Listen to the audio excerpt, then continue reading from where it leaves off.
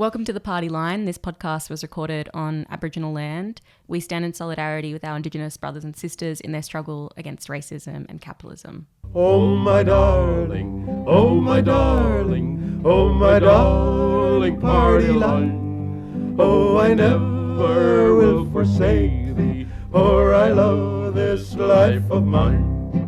Okay, well, this is a special episode of The Party Line. Super special. So it is, like we said, I don't even know when, it's silly season, and so we have gone a little bit silly for this episode. Hello, it's Jordan here, just reviewing this episode before we upload it, and I wanted to give a listener warning and tell you that this episode is very silly and has a lot of nonsense in it. So, yeah, just please heed this warning.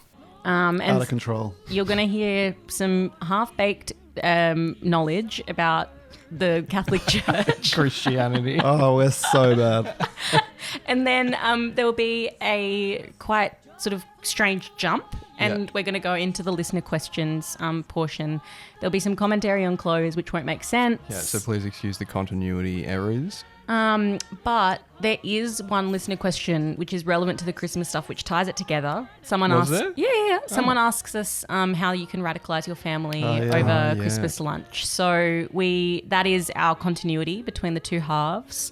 And I guess we just want to say thanks so much for being with us on this journey of the Party Line. I think we're up to, I don't know, maybe 13, 14 episodes 15. or something like that. Yep. We're really thankful for the support. If you want to give us a Christmas present, you can Not do go that. to our Patreon and become a patron. It's a really tough one. I just can't get it right. Yeah, it's so complicated. I just can't get it. It's like mega, maga. I still haven't figured that Yeah. one out. Anyways. I don't know how to say oven, if that helps. Oven. You What just if said you it. just said it? Yeah, but I often say oven. Anyways, so It's because I'm not really Australian, you know. this will probably be our last episode for 2025. But, you know, we don't actually follow through with anything we say. Yeah. So you might hear from us again. But if not, Merry Christmas, Happy Hanukkah, Happy Holidays, and peace be with you. Whoa. I think we're actually... You just did not know what to do with that. No, we're not for peace. We're for class war. Is actually what socialists are for. And we're keeping that in. We're Yeah. keeping it in. All right. So enjoy our Christmas spirit, and we'll see you later. Riding out the party line. Happy holidays. And if you'd like to go over to our YouTube channel, you can take a look at our beautiful Christmas shirts for our special Christmas edition. Do you want to start us off with your favourite Christmas carol? Can we sit down now? Oh, come all ye faithful. Come, all ye faith. I think we did that one last week, actually. Oh, no, I think I did the Bethlehem one. I can't remember. Can't remember. Well, okay, so this is the special Christmas edition as promised. Our political editor, James Plested, or actually he's not really our political editor, he's just the one that tells us if we've done something too stupid or not. He's sort of our complainer. He's like the sort of In like chief. the angel on the shoulder. I'd like to say that I'm the devil on the shoulder. He said that we should call this a holidays episode, but it's actually very Christian themed. So Yeah, we're talking about the church. Sorry So- to all pagans, Muslims, yeah. everyone Yeah. else. But we support you celebrating the silly season any way you want. I've actually never celebrated Christmas, so I'm on your side. So for people who are on just the podcast mode, we got me and Geordie actually went to the shops to pick out the Christmas shirts. Certainly did. Geordie's is Gremlin because he's got a Gremlin tattoo, but we gave Omar the Grinch who stole Christmas. It's sort of in my soul. We'll get to that. We'll get to that. It's a really mundane thing to happen for most parents, but Nadal's a really good sleeper, yeah. So probably since about 4 months, he's just slept through. And it's really fucking annoying when he doesn't, because that's now our expectation, you know? He's got to sleep. You know how Marx talks about like the working class's expectation is set by its experience? Yep. Well, my experience is like full night's sleep. So waking up at 3 a.m. this morning to him crying was really tough. And he refused to sleep for about an hour. Mm. And it's just like, it really makes you regret the whole enterprise in those moments. And you have these like clashes, parental clashes over whose tactic is going to work, and nothing works. It's very stressful. Yeah. So anyway, I just wanted to share that. It's a bit of a therapy session for me. Well, you might have a baby, but I have a demon. What? Yeah, I've got a demon. So do you guys know, have you ever watched the cinematic universe of Paranormal Activity? Yes. Omar? No. Big fan. So Is it like Marvel or something? No. It's It's like recorded on a camcorder. no, it's like Oh, like the Blair Witch Project. kind of. Kind of. Yeah. So Oh, it's not actually. I'm thinking of the Blair Witch Project. it's like, it's not found footage. It's like recorded Yeah. on like CCTV and stuff Yeah, like yeah. that. And they've got demons in their houses and whatever. And one of the like ways that a haunting begins, as someone who's watched a lot of movies about haunting, is so it starts off slow and like things, you know, it's a bit weird. You Just don't really moving notice. little A stuff. bit But- like this segment. Yeah, but it's like there's always one particular, like there's a time in the night where you're woken up by the demon, and I have been woken up at 3:30 in the morning for the past like 4 or 5 nights with weird shit going on. Like what? Like all of the lights in my bedroom on. No way. And the Christmas tree lights on. Not true. I'm not fucking with you. This happened. And then This is fake news. it's not fake news. And then I got paralyzed. My back completely seized up. Oh my God, that is actually true. Omar Yeah, knows that- this yeah. is true. And my theory is that I've got a fucking demon on my back, like I mean, like, holding on to me. Yeah. This is so good. We could do An exorcism. an exorcism on the pod. If you know any exorcists, bring them. This table. Yeah, I'm Should- not coming here at 3 a.m. Also, what time? You remember there was that car that caught fire outside of your house? Yes, what time true. was that? Well, that wasn't 3 a.m. That was like damn. 1 o'clock. But It's yeah. just warming Was up. that just like Luca drunk and hit a pole? No, it was like literally the car like burst into flames, and then like in the movie? Spontaneously. yeah, spontaneously. And then I got closer to the car because I was like, is there anybody in here? And then the like windscreen wipers started wiping and like the alarm went Oh, off. so it was an insurance job. No, well, who the fuck knows what it was? But anyways, if Yeah, you that's know what any it was. exorcists, let them know. But that, you know, this is a good, because we're talking about Christian. Christmas. Christmas.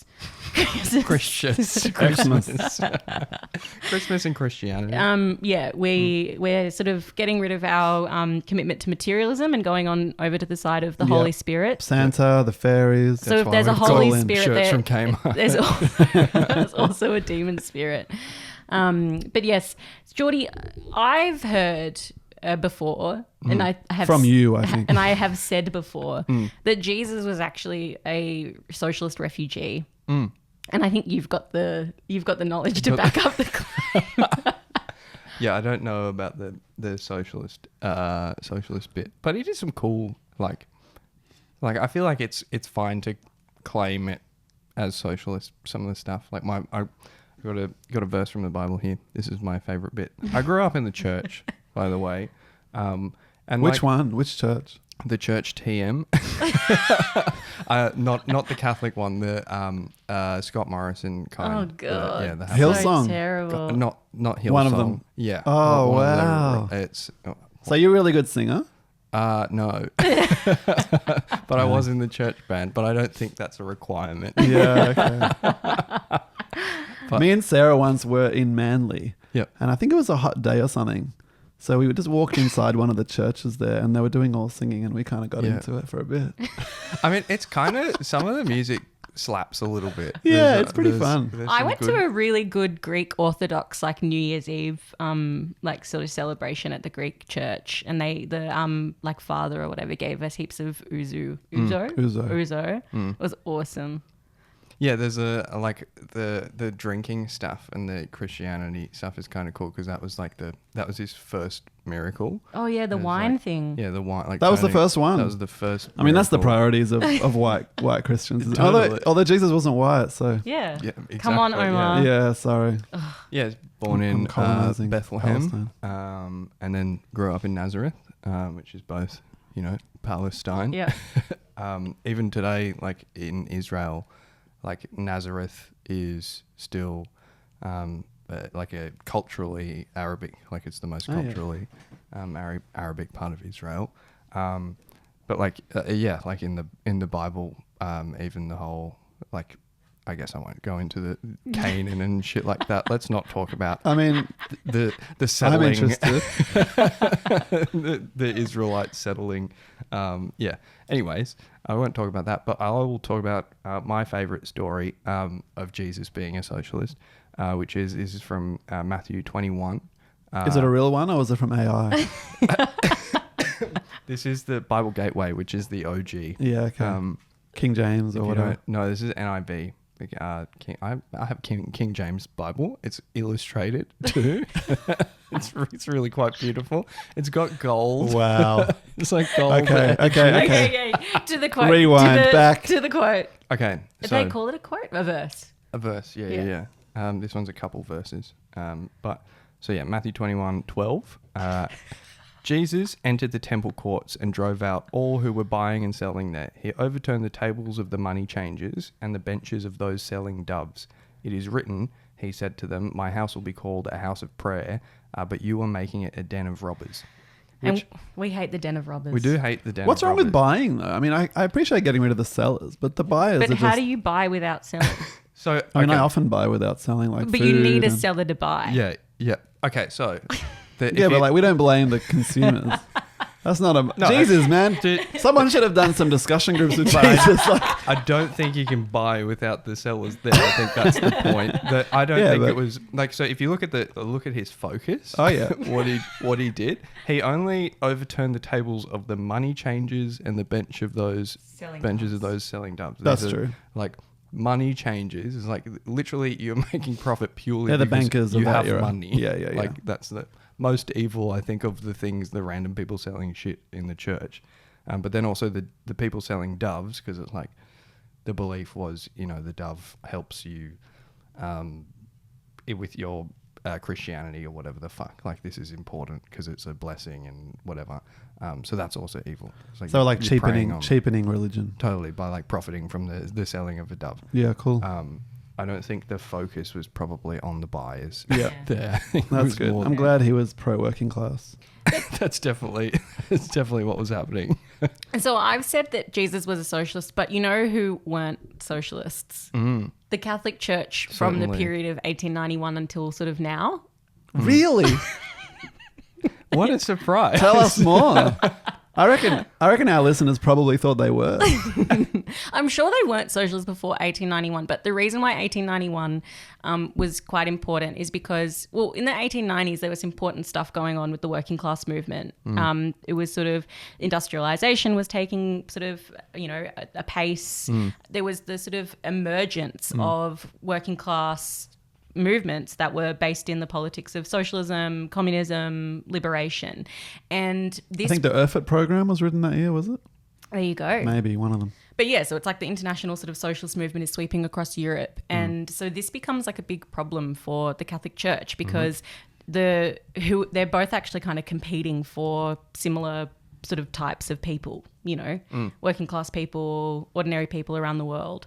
And so the Catholic Church put out an encyclical of Pope Leo on capital and labour, and he was talking about the rights and duties of capital and labour and how they have to work together to create, a harmonious sort of society, and really sort of like attacked socialism.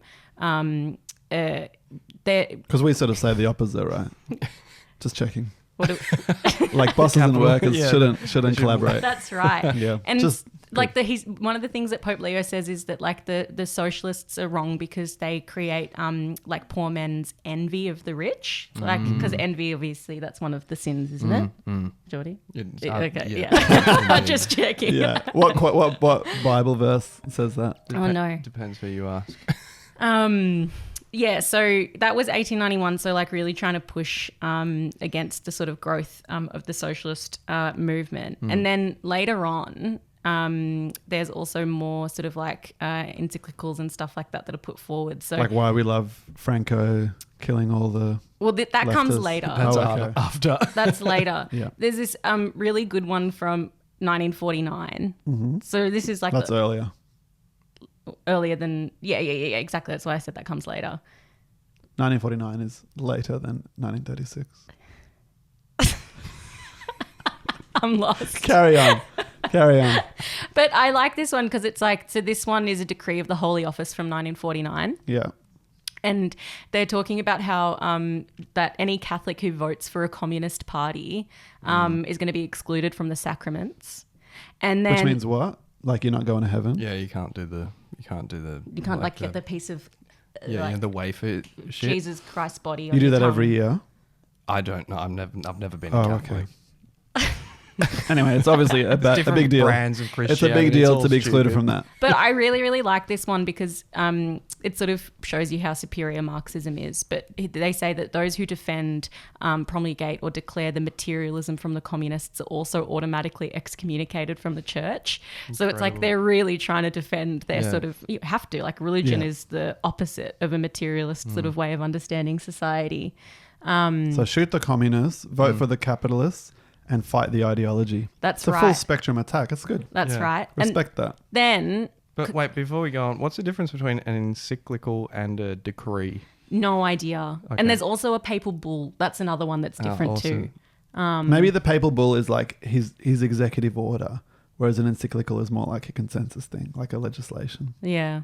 I mean, I just made that up.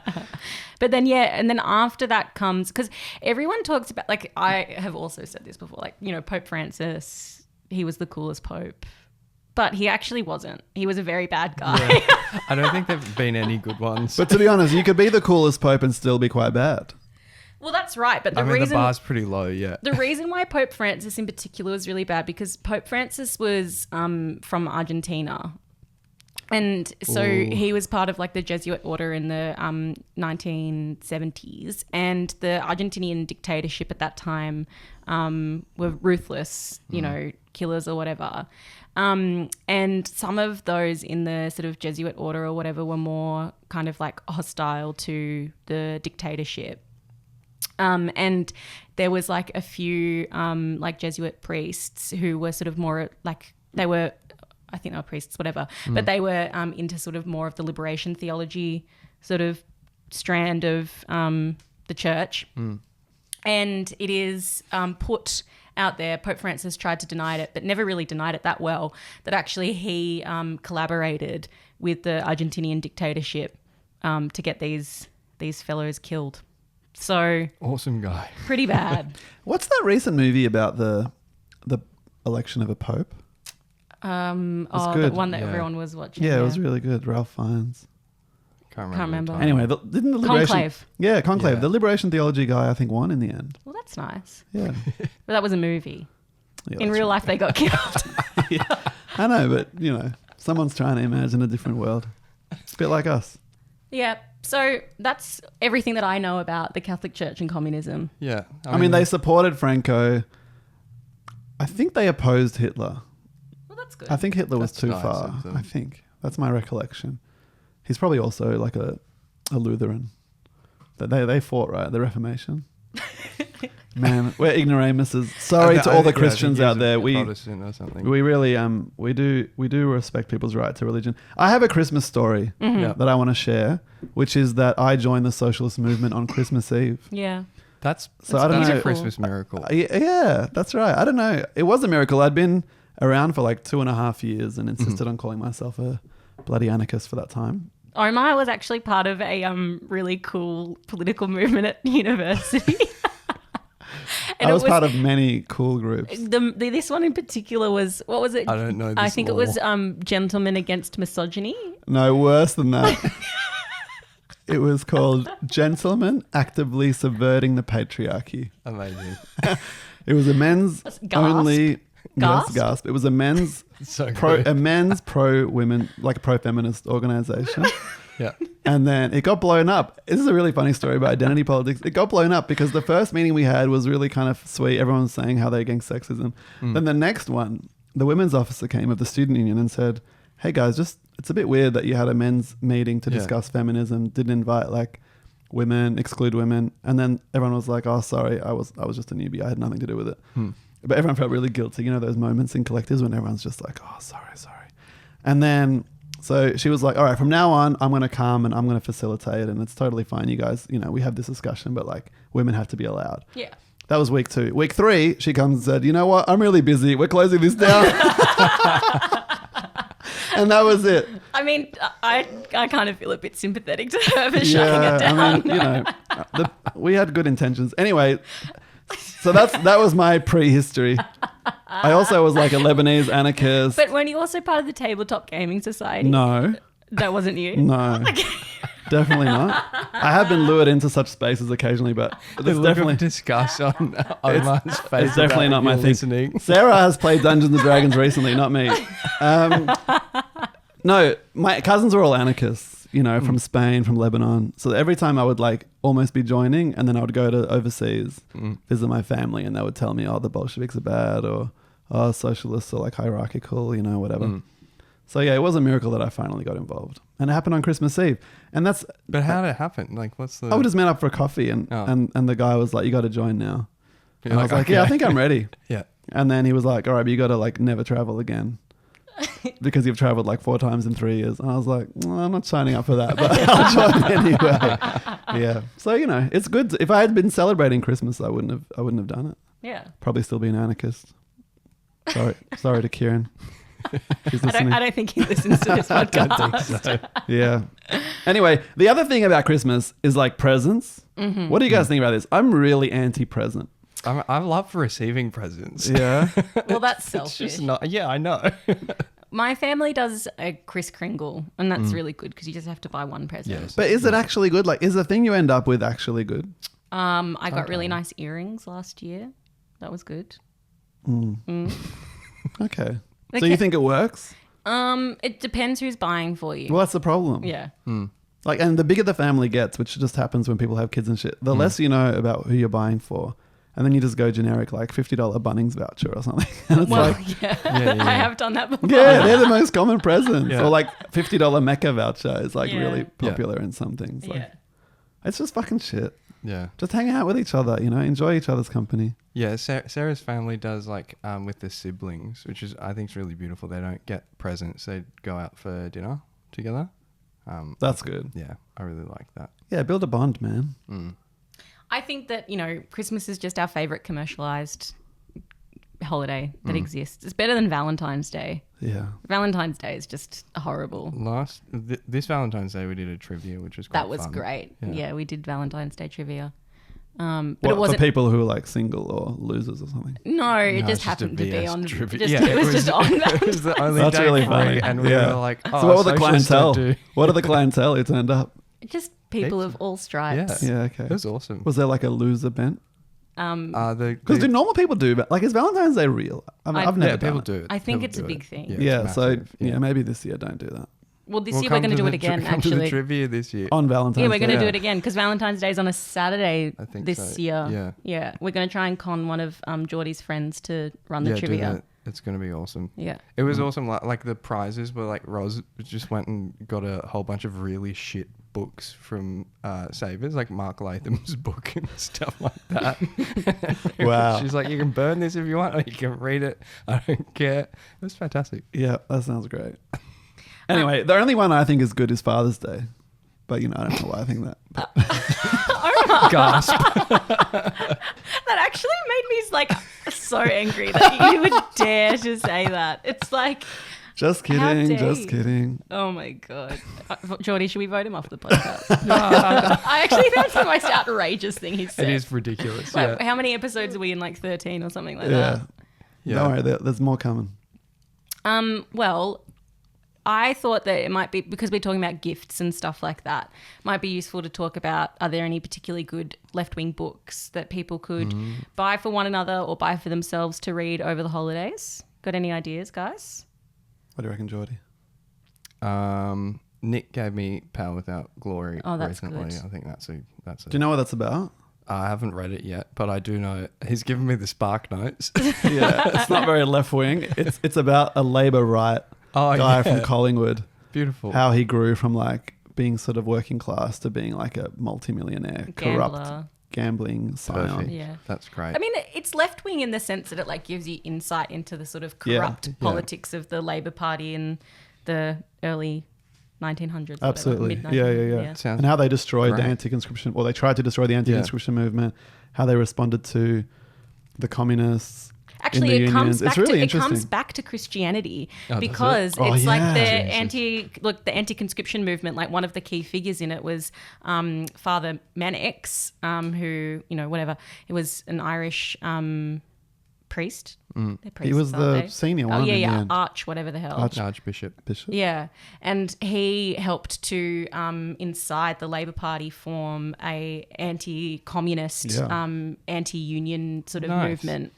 They were in the unions, but Yeah. it was like we need to get rid of the communist movement outside of the Labor Party, and like they smashed it up. Well, was that like the groupers? And Yeah. stuff? Yeah, they actually like smashed up even Labor people who worked with the communists. Wow. So like, if it started with the communists, then it was like anybody who's ever worked with them, we're going to destroy. Yeah. And that's when the Labor Party flipped and was like, hold on, you don't get to attack us. You Yeah. can attack the Reds. Yeah. But like, we're, That's not on. Yeah. So they drove them out, and that's when Beautiful. the DLP came from. Yeah. But actually, Mannix was kind of more radical in the earlier days. Yeah, that's right. So he supported the Easter Uprising and Yeah. stuff like that. So it gives you a whole sense of like a whole Irish Catholic But thing. maybe the papal, what do we call them? The encyclicals. Like they probably worked on him. They made him less communist. Maybe he did like a reading group on it or something. Yeah, exactly. A Zoom Pope call. Leo was like, International Educational Conference. all right, you got a book suggestion for us, Omar? I recently read Juice by Tim Winton. Oh. Tim Winton's like, I've never read anything by him because he's just a sort of Australiana, kind of mediocre, boring writer from what I've seen. But this is about a post-apocalyptic Australia where climate change has happened and the world is sort of fucked. And like half the book is just describing how bad the world is. And you really get a sense of that sort of like environmentalist, not fear is too minimal, like terror at what's coming. But then the crux of the story is the main character joins a resistance organization, which sort of just randomly kills rich polluters and like the remnants. I won't tell the story. Anyway, they're rich people. And the idea is once they're all gone, they'll just be like some sort of, it doesn't really explain. He's not a very ideological guy, but it's a really good book. I mean, yeah, it's really good. I liked it. And it's very climate engaged, but it's also political. And one good thing about it is that it doesn't show the resistance as like just as corrupt as the old guys, because that's such a trope in fiction. Yeah. And he's so like moderate. I assumed he would do that, but no, they're just sincere. They kind of fuck it up, but it's sincere. Well, my recommendation for a rollicking read for the holidays is the memoirs of Shalipnikov, who was a Bolshevik agitator.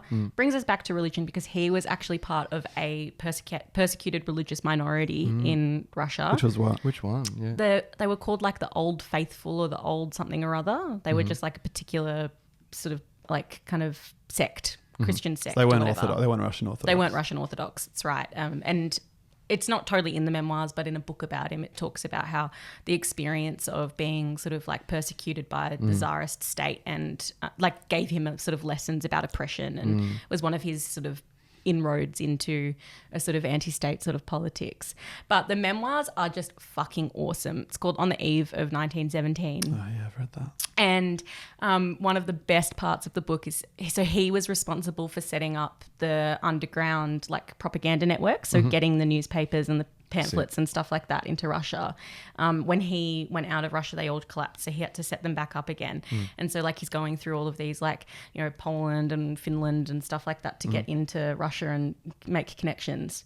And one of the people that he has to like make connections with has a code name, and the code name is The Voice in the Wilderness. Cool.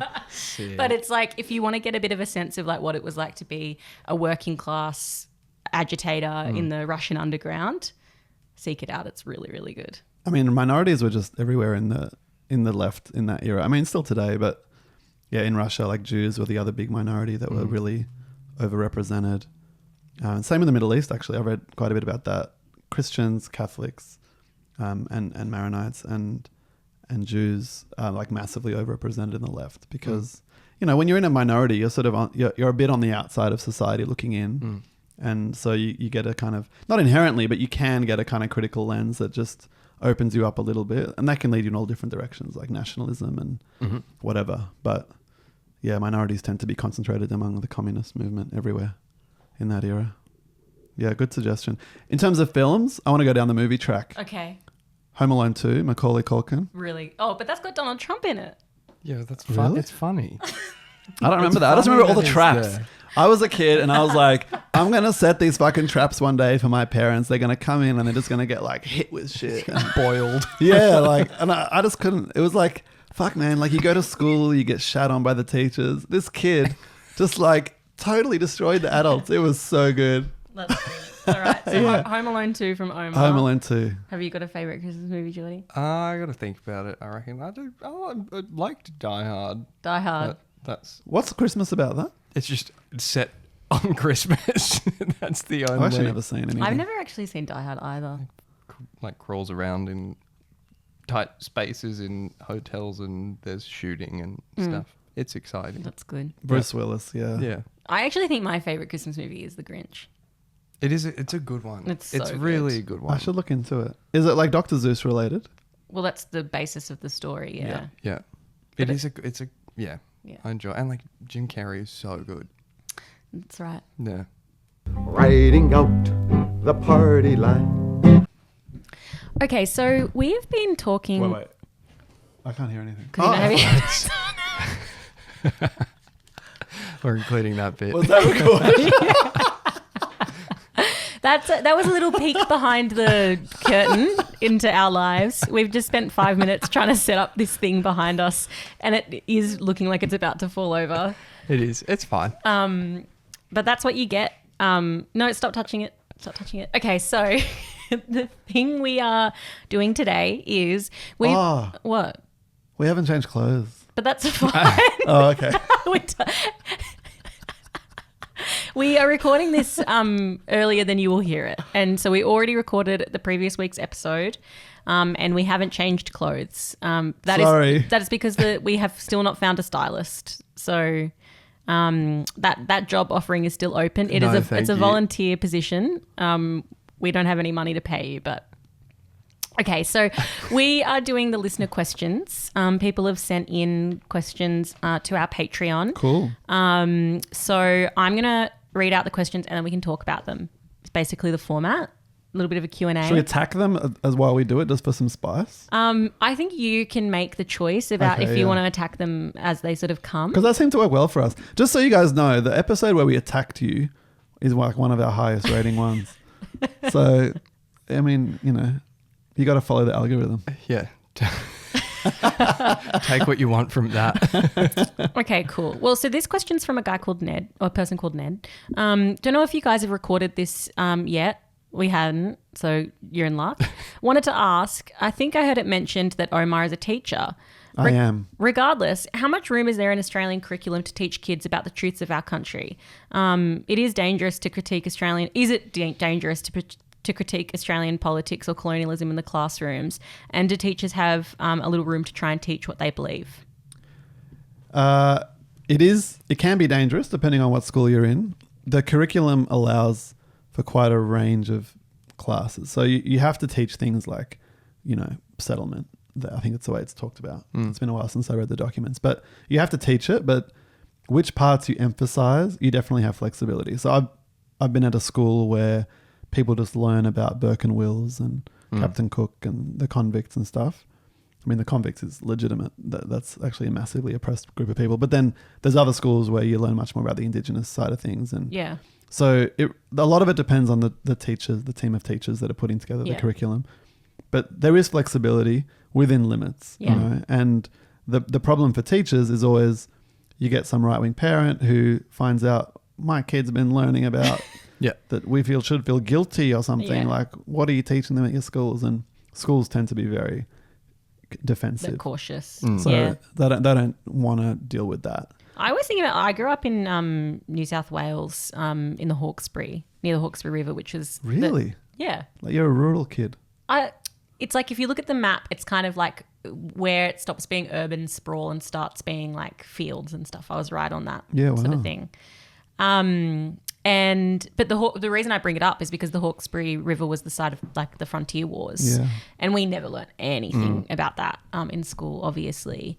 But I think they do sort of teach a bit more of this stuff now. Like my nieces, they go to a school in the western suburbs of Melbourne, and they've learnt how to sing songs in the Indigenous language and stuff like that. So a bit more of that stuff probably comes through. But yeah, I think like the thing about the teacher is really right, like how much they sort of want to push boundaries. Like I had a teacher in high school who had just been in Palestine and Israel, and so taught us a lot about the sort of history and the sort of contemporary questions. We learned about the Arab Spring. Wow. I wrote an essay about the Syrian Revolution. Cool. So like, yeah, there's obviously a bit of space, but that was like an inner city. Yeah, it really depends on the teacher, Melbourne the union strength, the leadership. Like there was a bunch of teachers put together a program, like a curriculum document for how to teach Palestine in schools. Yeah, right. Actually, no. Yeah, they did that. Sorry, the story I want to tell was about Anzac Day, about how to talk about Anzac Day in schools. And the media got wind of it and ran this like really huge splashy scare campaign about it. But then when they talked to the department said, actually, the materials fit within the curriculum. So the documents are very general, you know. So they say things like you must cover X, Y, and Z. But like they're all words, how much emphasis to give to each word, you know. So there is flexibility, but so much of it depends on your school. Generally speaking, how strong the union branch is, what kind of culture there is. If people want to try and, you know, fight for a bit more union culture in their school, if you're a teacher listening, Victorian Socialist members have put together a group that Omar's part of called Socialists in Schools as part of the Victorian Socialist Workers Caucus. So there's an event coming up where Beck Baragos is going to come speak to us, which is going to be really exciting. So if you're a teacher listening to this and you haven't really connected with anyone from the Socialist Party, maybe email us or message us on Instagram and we can connect you with that is such a good idea. Some of the people who are doing some of this really important work and trying to build up more of a union and like fighting culture in the schools. That's a great idea. Also, on the education stuff. So I'm a first generation migrant from South Africa. I went to 2 public schools, 3 private schools. And did you guys move a lot? Less than you'd expect. I just went to a lot of schools for some reason. Maybe your parents were the ones like arcing up about various issues. But perhaps it wouldn't surprise me. But yeah, what I learnt in school was very much, you know, these were the Dutch explorers, these were the English ones. This was the adventure that 2 blokes went on throughout the country and stuff like that. This is Western Australia, right? There's no, in Sydney. Oh, okay. Yeah. Yes, I grew up in Sydney, and then we also started learning in high school about the Boer War, and that was actually something I did know about. And then that was an experience that kind of radicalized me to the way that history, particularly about like colonization and stuff, was taught. Because we were taught about like, you know, these brave Australian soldiers going to South Africa, not putting Afrikaans people in concentration camps or anything just before World War One. I was like, oh, maybe it's all just a little bit wrong. Yeah. That's good. All right, our next question. So this is from someone whose profile is called Head Kittens. They're asking us what we think of the idea of we can both lose. So asking, after you vote for who you want, who do you then go next? Is it worth putting Liberal above Labor to keep them from becoming the shits they are in power, knowing the Liberals will always be Liberals and continue the class warfare? So I guess the question is, like, can we sort of punish Labor? Is it worth putting them lower? Is this sort of a defeatist strategy? Is it accelerationist? What do we think of it? Yeah, I don't think we should ever preference the Liberals above Labor. Well, like, unless, you know, something happens. But, like, I always just preference left to right, and that's what we, like, that's how we do our how to votes and stuff like that. I don't think there's a good argument to putting the Liberals above Labor, unless it's just to punish Labor, which I think that's an argument. I don't think it's a very good one, but it is one. Because part of the issue is when Liberals win, the message read by society is people wanted the right wing. Yeah. So people support the right wing. Yeah. So left-wing people get demoralised by that. Even though Labor's shit, there's still a sense in which, you know, if the right win, then whatever. So I think it doesn't help people's consciousness when the Liberals are in, because actually what it does is people then pine for Labor. You know? Yeah. It's like when Labor's in opposition. Yeah. Everybody has all these hopes and dreams, like Bill Shorten. Like people talk about Bill Shorten now, like he was this like radical communist who was just thwarted by, you know, like absolute rubbish. If he'd governed, it would have been just the same as Albo. So it's sort of like when Labor are in opposition, people just hope for Labor. When Labor's in government, they piss off their base. A lot of people accept it and get sad about and demoralised, but then there's a minority who are like open to a critique. Yeah. So I think you got to go through that process. And it's like with Trump now, everyone's loving the Democrats again and can't wait to vote in the midterms and vote in all these right-wing scumbags who supported the genocide in Gaza. Like when Biden was in, there actually was a left critique developing about the Democrats. Now that's very much on the back burner. And even though that's not a social democratic party, that kind of dynamic. Yeah. And I think the reality is like, there's no exit poll where people say like, this is why I voted for who for every individual vote. Yeah. So you can't really read it at that level. The thing that you can read is like, is there a protest against the Labor Party when they try and cut welfare? Or is there a protest demanding action on Palestine? Like those things are clearly readable, if that's a word that you could use in that context, but it's like you're very clearly putting your message forward. So I think in terms of like what's the best outcome in terms of like elections is there a high vote for the Socialist Party and for left-wing candidates? And then once the election's over, how is that followed through on the streets, in the workplaces, on university campuses with like political actions, campaigns and the like? Our next question is from, I think their name was just I or L. I couldn't really tell. Either lowercase L or uppercase I. There's a way of forcing a change in the case in Google Docs, by the way. But no, but anyways, let's do it. Not important. They asked, what's your take on the vote in the US to denounce socialism? It's an interesting one. it's honest. Yeah. I mean, and it's also like not necessary. They're just denouncing it. Like, well, no, it was in the lead up to the Mamdani election, so it was sort of like a culture war kind of against him. Yeah. I mean, it's just like, it's honest. These people all hate socialism, and they just pretend to like tolerate freedom of speech and whatever. But they're absolute warriors for the rich, and fuck them. You know, we hate them too. We condemn capitalism. So if we ever have a majority, which, you know, we'll condemn capitalism in the same way. Totally. We'll do a plebiscite. Denouncing postal or naturally. No. Polling booths, come on. Yeah, that's true. You got to have campaigning. It's interesting because we did have, we had our version of this with the referendum about the Communist Party. But, there was mass working class resistance to it and the communists won. Even the Labor Party, the Labor Party campaigned against the ban. Yeah, which is like unimaginable today. Yeah. Absolutely, yeah.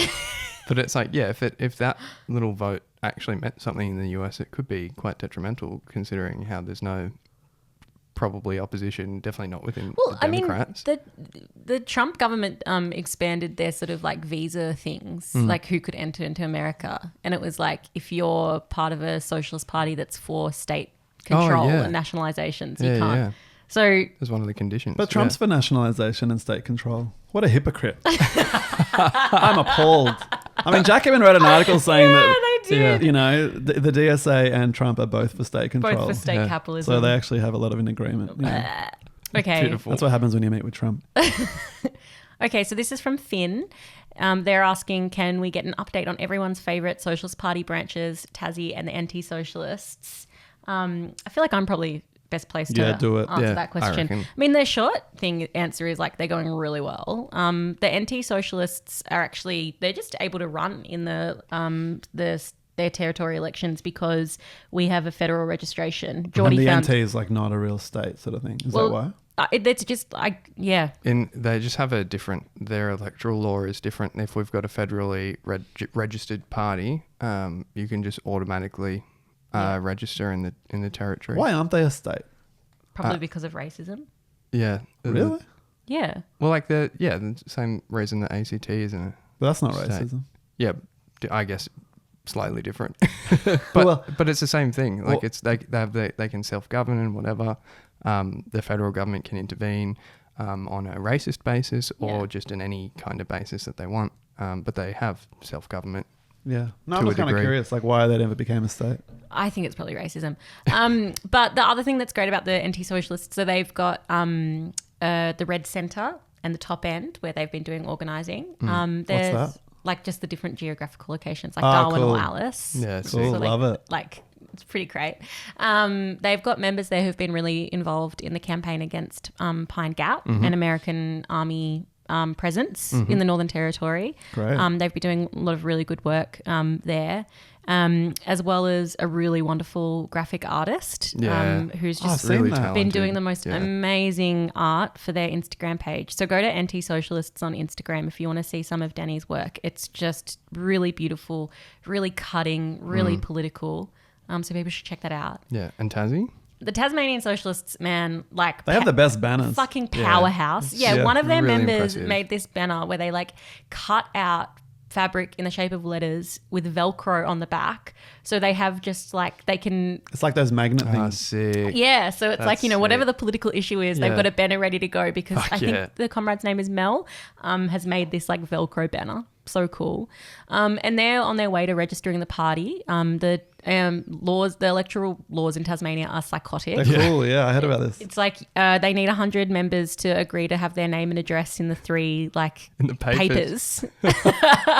Which is insane. But there's like the socialists in Tasmania are dedicated. They're like, Yeah. yep, I'm going to do it. So they've I mean, no one reads the newspapers. It's probably the it's probably the safest place to put it. Does it have to go on the internet as well? Presumably, yeah. But yeah, it's really great and well done to all the comrades down there who've been doing the hard work. They've been having stat deck signing parties. Yeah. Where they've been like getting someone to like witness all of the signing. That is and really good. It's great. And so they've been having meetings in Hobart and Launceston, weekly branch meetings to discuss the work of the Tasmanian Socialists crew.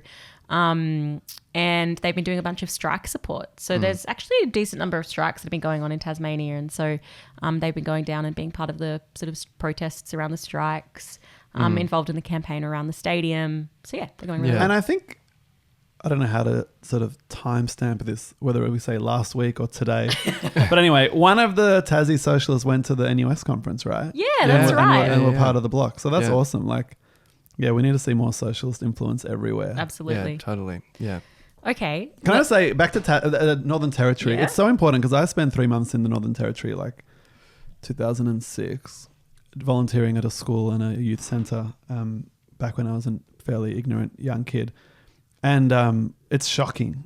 It's like living in South Africa under apartheid or something. Just like black people on the streets, white people in restaurants, never the two shall meet, you know. Any black kid goes into like a milk bar or anything, like all eyes sort of monitoring them. It's so class divided. Like that was right when the intervention was sort of starting. Maybe it was 2007. And so there was all these like public servants who'd been paid to go like basically colonize Alice Springs, and they'd got all the properties because no one can afford anything. So it drove up all the prices of property. So all these Indigenous people and poor working class people were being driven out of the city into town camps and stuff. And then the police were driving around the town camps harassing. Like it's like living in the frontier lands in the 21st century. It's quite shocking. So they need a left. It's really good that they're doing that there. Yeah. Yeah, it's also like because we like Declan went up a few times He's a member of the Socialist Party in Victoria. indeed to help build the party up there. And one of the things that he told me was that, you know, in Victoria and stuff like that, in Melbourne, when you have the conversation with people that the system is racist, the system is oppressive and racist, there's a section of society that'll be like, oh, is it racist? I don't see how like a system can be racist or whatever. And you never have to have that conversation explaining how the system is racist in the Northern Territory because everyone sees it every single day and lives that. And they either support it or oppose it. Exactly, yeah. Yeah. Yeah. So well done to the comrades in Tasmania and the Northern Territory. So important. Fighting the good fight. This question's from Dev. would any of you consider running in a future Socialist Party election campaign, particularly thinking of Jordan and the 2026 Victorian state election, as his federal campaign earlier this year was really impressive. Plus, he's quite likeable. He's bound to do well. And then they said, loving this podcast so far. Don't you dare discontinue it. Thanks, Dev. Yeah. That's awesome. So, Tell us, Jordan. likeable Jordan. Yeah. Yeah. You're into it? Yeah, totally. Yeah. Podcast is great. Would definitely run again if I got pre-selected democratically. Have those meetings started happening at a local level? I know in Thomastown we're planning it. I think it's early days. Yeah, there's been quite a few pre-selections. Yeah. Already. So people should keep an eye out next year for some of the announcements about our candidates. Yeah. And then get involved. Get involved in Put it. yourself Yeah, maybe forward. you could be a candidate. Yeah. And the voting for the upper house is like by region, Yeah. which I don't quite understand. I'm sure someone will tell us. Well, But like there's the different regions, but like how are we going to do it? how Like, we're going to do the pre-selection. like an all-in meeting. Well, yeah, I mean, if people want to join Victorian Socialists and be part of some of this process, I think the executive has to discuss it. We're still on the track, but the idea would be like an all-in meeting of the members in the different metropolitan regions for the upper house ones. to pre-select their candidates for the upper house. Yeah, and in the lower house, just the branches do the pre-selection stuff. Yeah, so it should be fun. Next year will be a big year. So this is from Sean. Sean is one of our earliest ever Patreon. Really? Yeah. Patron. Patron. Patreon patrons. Really? Oh, I thought they were called Patreons because the website's called Patreon. I don't think Patreon is a noun. Anyways, Sean's good stuff. Sean's a very good photographer. Oh, I know Sean. Yeah. Love Sean. Love Sean. What's the question? We've seen recent successes in broad left electoral campaigns around the world with Mamdani in NY and Polanski in the Greens in the UK. Aside from social media, how much of the success would you attribute to these campaigns being focused around a charismatic individual leader? I hear we've got a guy who's popular on socials in our party. Should he be our leader? Does he mean me? Eyes emoji. I think so. Yeah. Yeah, It's you. I'm really big on Insta. Yeah, so how much of these... What do you think, Geordie? Should you be the glorious leader? I think that's part of the problem with some of the campaigns that we've seen, like Zoran's and stuff like that. It is centered around, a charismatic, likable leader and, putting all of your eggs into the basket of one leader instead of, your collective strength can lead to you shaking hands with the fascist. And I think that's a bad thing. But I guess it's helpful if some of us are likable. I'm not against having members of the party who are likable. Yeah. It's in the statement of principles before you join. Got to be funny. Can you smile? Yeah. I mean, I think it is definitely a trend in politics, like the focus on the leader. Even in even in Australia, like Albanese as a figure is so central. Like it's and he's one of the more decentralized leaders, but it's so much about the leader. It's not how politics was that much like decades ago. I think it's pretty bad. It's bad that it's carried out on the left as well, like with Mélenchon in France, similar thing, Iglesias in Podemos going way back. So, and there was a debate about this in the Your Party conference, right? That happened a couple of weeks ago. And like half the people voted for a single leader method of party structure. Like I found that quite shocking. Yeah. That on the left, that's how people would think. So a slight majority won for a collective leadership. And that's obviously what we're for. We're for democracy. We're not for like an individual hero figure telling a party how to think. And people who do have profiles, it's good. Like Geordie has an excellent profile. And then, you democratically decide how you use that. If you had an MP, it wouldn't just be like the MP decides the policies of the party. Yeah. That's how the Greens do it. That's not how we do it. And that's how Labor does it as well. Like for us, the party decides the policies of the party and the MPs are the servants of that policy, not the other way around. So it's a totally different conception, I think, of how politics should be. And I think like one of the other things about the sort of just the idea of the charismatic leader is because society actually is so depoliticized and apolitical that people don't see themselves as supposed to play an active role in the development of political movements, political parties. And so, it's just sort of like you expect some person to be the the spokes, Totally. Yeah. whatever. But yeah, it's like we want to see people feel like they have the confidence to be able to be like, here's what I think should happen. Yeah. Yeah. Or I disagree with something you said. Yeah, I want to see you do this or whatever. That's the way it should be. Exactly. Yeah. Well, our next question's from Denny. They say, I would love to hear a discussion between y'all about how you think we build a hopeful future or an alternative vision for Australia's future. Is it important to sort of have a hopeful vision or not? Yeah, I mean, like, I think it's really important because we obviously, there's a lot of things that we're against, like so much stuff about Australian society, which we're just so opposed to. The way that the government treats Indigenous people, the way that they've supported a genocide in Palestine, the way that they're accelerating the climate crisis.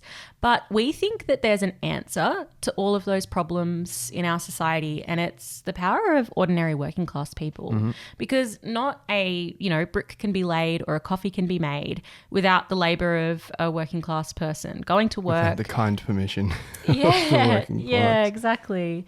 And so they go to work, they, produce commodities, they make profits for the bosses and all the rest of it. But they never get to make any bloody decisions about the way that the world works. No one gets to choose what is produced in a factory or anything like that. And so our hopeful vision is actually ordinary people being returned to being able to take back that power, that decision-making power, and deciding things in a democratic way. And if you think about it, ordinary people have no interest in the destruction of the climate. Their lives would be much better if the climate was improved. We have no interest in the murder of Palestinians or, people across the Middle East. That doesn't help ordinary people. So I think the decisions... What about AUKUS though? Yeah. I think ordinary people would make decisions that were in the interest of the mass of humanity, and that's the core of, I think, our hopeful vision, that ordinary people could build a better world. Yeah. And we have no interest in, healthcare, education, dental shit, like roads, infrastructure being too expensive for most people to afford. Totally. We do have a positive vision. I am personally quite bad at putting that forward sometimes because I prefer to just argue with people on the internet and talk shit about what's wrong with the other parties' visions and stuff like that. But yeah, I think there's something in there about we should probably talk about the positive vision a bit more. Well, yeah, I mean the VS program that's on the website, and I don't think the National Party would have a program because we haven't even had a conference yet. There's heaps of positive stuff, and that's all immediate things we could do just to improve and sort of, or alleviate and then improve the current extreme conditions that people face on all these fronts that you guys are talking about. It's like free education, free healthcare, nationalize the energy sector, set up a state bank to immediately improve the conditions for all the people with massive mortgages who are paying ridiculous amounts, rent freezes for 5 years, I think it is. There's all these things. And that would all be a good intervention into the immediate crisis. But I think the point you guys are making is there's a deeper issue, right? The issue is not just policies and, exactly how capitalism looks in Australia. In Norway, capitalism looks slightly better, right? There's better education system, whatever, but there's still exploitation, there's still racism, there's still climate destruction. It's one of the biggest oil producers. So we actually need to deal with the root cause, which is capitalism, right? And that's where workers' power comes in, radical struggle, revolutionary struggle. So you need to operate on both those timelines. Right now, we're fighting for just to try and improve the situation so people can breathe and gain some confidence and feel their power. But then ultimately, it's the root cause, which is a system based on hierarchy, exploitation, and oppression. And so the vision is one that's the opposite of that. When you read about revolutions, you read about people coming together in mass meetings, making decisions, deciding how to organize and distribute resources, deciding what kind of policies to adopt about everything from foreign policy all the way down to the micro scale. So yeah, read some of that history, and that gives you hope. Yeah, and I think we need hope because society is just so terrible. And thinking about, what would actually be in working class people's interest, and then also thinking about what are the things that people have fought for in the past, like Australian, dock workers and maritime workers participating in the blockade, what's the word I'm looking for? The sanctions on on South Africa, like refusing to load ships that came from apartheid South Africa. That is the kernel of a totally different type of society, I reckon. Yeah. Okay, this is from One Nut Man. What are your favourite Socialist Union leftist songs? I like one called, I can't remember what it's called, but it's like... Good start. It's obviously really close to your heart. No, it's a really good song, and it's like one that Joe Hill wrote. He was part of the International Workers of the World. Why are you laughing at me? Is this one of those ones you sung at that birthday party and no one liked? Everyone likes it, but it's like a real sort of. True. It's like a takedown of like the church and the way that working class people. Pie in the Sky. Pie in the Sky. Yeah, no, that's a good song. It's really good. That's my favorite one. You guys? I mean, there's a lot. Yeah, there's quite a few. There's also like some that I really used to like and then don't like anymore. Like pretty much every Billy Bragg song because he's so fucking wedded to the Labour Party. Yeah, but his one about the English Revolution is actually sick. The Power Union's all right. Yeah. I really associate that with a picket line I was on once. And Oh, that there's song some was bangers. just blaring over and over. It's and the like separating the art from the artist thing. Yeah, which Annika's a real expert on. Yeah. I reckon Tupac Changes. All right. Beautiful. Noted. Listen to it again. You'll be surprised. There's also a member of the party, Mitch, who is in a metal band. And I remember... Oh, no. Can we save them from that? No, it's good. Metal's fine. Yeah. Sure. I watched a video of him. I think he did a shout out to a strike at some point in Queensland or something while he was up there. It was pretty cool. That's nice. And then, yeah, he's got some great songs with some good lyrics. But I remember one of the lyrics, he was in the Greens at the time when he was like singing this song and stuff. And like one of the lines was like, you know, talking about a better world and whatever. And the line was like, I dream of better days with their severed heads on display. And I was like, Mitch, you're in the fucking Greens. Like, what do you mean? Maybe a parliamentary committee would decide to do that one day. Perhaps. Maybe. Okay, well, our last question is from /Gallagher. Do you have any advice to offer on how to use Christmas family get-togethers to convert our relatives to the immortal science of socialism? I always just argue with my mum about abortion. Yeah. So you're starting very concrete there. Yeah. Who controls the means of production is like, table. Yeah. I reckon the best thing, I mean, like, my family are all fairly left-wing, but like my observing of family dynamics would be you got to target your younger cousins. They're probably the most like, don't waste time on like the racist conservative older uncle. Yeah, no. Get to your cousins that are like 13, 14, 15. Send them the party line. No. If you guys knew how often Annika raised promotion of the party line, you'd be surprised. But yeah, I think it's like target the people who you might actually be able to, like the ones that already sort of think fairly good stuff, start with them, and then it's like, then they can spread outwards and it's sort of like a contagion effect. Yeah. I mean, and this goes back to the previous question about hope. Like they're actually, one of the issues with capitalism is that the governments are not representing what the people want, right? So it's not as if everything that's happening is endorsed by the majority, right? And especially younger people. So if you're at a family get together and there's a bunch of people, anyone under the age of 35 really, the odds are they're probably on the left in a broad sense. So I definitely agree with starting with them. The other thing is like there's all this advice about not talking politics and stuff, like don't cause tension, just stay safe, like what do you do for work, blah blah fucking Tension blah. is what you want. You need tension. Tension drives progress, yeah?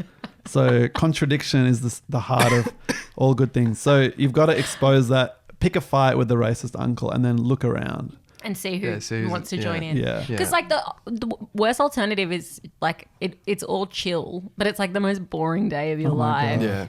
So it's better to have a little bit of fight. Yeah, have a fight. Have a it's fight. Fun. Yeah, make it glamorous. But also and like get a little bit drunk before you do it, just It's to more sort of fun. add to the dynamic. definitely, it's performance enhancing alcohol.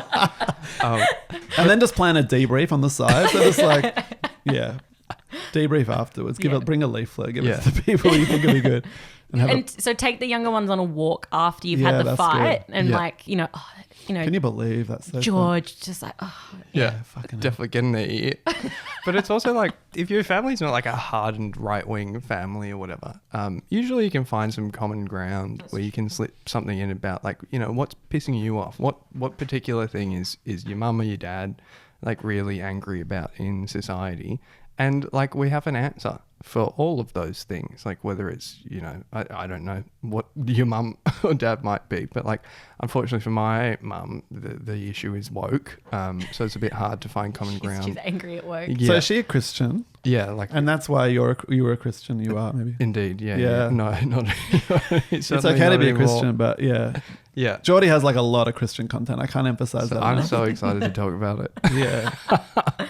But yeah, I think like beyond Christmas, people should just be trying to convince people of left-wing ideas and left-wing politics.